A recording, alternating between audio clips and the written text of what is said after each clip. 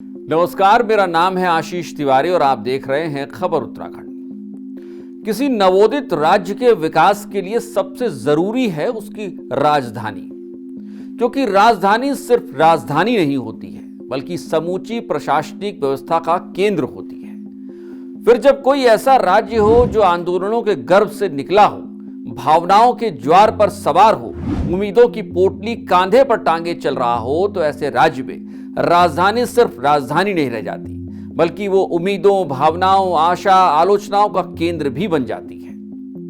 उत्तराखंड के लिहाज से देखें तो भले ही ये राज्य अपनी पृथक पहचान के 25 बसंत देख रहा है, लेकिन सच ये भी है कि इस राज्य पर अस्थायी राजधानी का बादल पिछले 25 सालों से छाया हुआ है। इस राज्य की स्थायी राजधानी कहां होगी, क्यों होगी, होगी भी या नहीं होगी, या जो आज अस्थायी है वही स्थायी हो जाएगी, ये वो तमाम सवाल हैं जिसका जवाब किसी को नहीं पता है।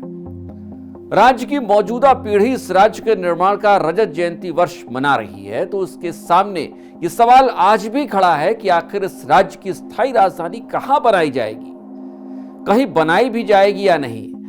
इस सूबे के नीति नियंताओं को हालांकि ये बहुत पहले ही तय कर लेना चाहिए था, लेकिन हैरत है कि हमने कहीं बड़ी सत्ता से इसे छीनकर राज्य तो बना लिया, लेकिन मानो अपने ही लोगों के हाथों ठग लिए गए हैं। सोचिए कि क्या उन हजारों आंदोलनकारियों को इस बात का जरा भी इल्म रहा होगा कि वो राज्य के लिए या जिस राज्य के लिए लड़ रहे हैं, लेकिन उस राज्य की स्थायी राजधानी कहां होगी, ये 25 बरस तक तय ही नहीं हो पाएगा।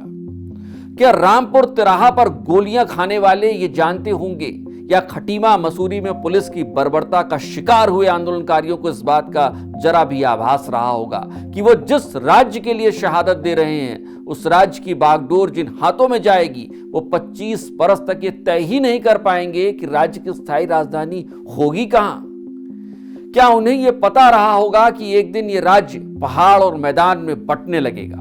क्या उन्हें इस बात का जरा भी इल्म रहा होगा कि इसी राज्य के युवा अधेड़ अपने बुजुर्गों को घरों में अकेला छोड़कर, गांवों को छोड़कर, देवस्थानों को छोड़कर, अपने गाड़ गदेरे खलियान छोड़कर, ये खुला आसमान छोड़कर, हिमालय ये धाम छोड़कर नोएडा, गुड़गांव, फरीदाबाद के 10 बाई 10 के कमरों में शिफ्ट हो जाएंगे।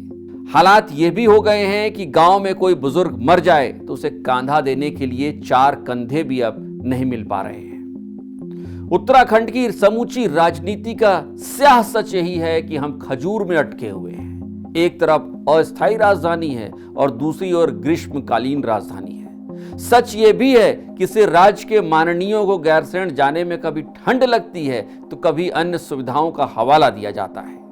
शायद पूरे देश में उत्तराखंड अकेला ऐसा पहला राज्य होगा जहां की ग्रीष्मकालीन राजधानी में होने वाले विधानसभा सत्र के खत्म होने का इंतजार सत्र की शुरुआत से ही होने लगता है।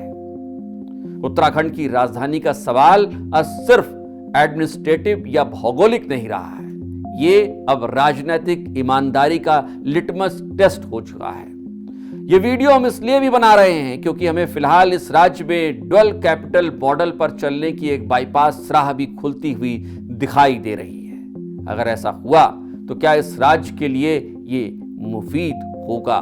आपकी राय क्या है? कमेंट करके हमें जरूर बताइएगा। आपको लगता है कि एक दिन हम स्थायी राजधानी बना पाएंगे? ये भी कमेंट बॉक्स में जरूर बताइएगा। और चलते चलते अगर अब तक आपने चैनल को सब्सक्राइब नहीं किया है तो सब्सक्राइब करना और बेल आइकन दबाना बिल्कुल ना भूलें। नमस्कार।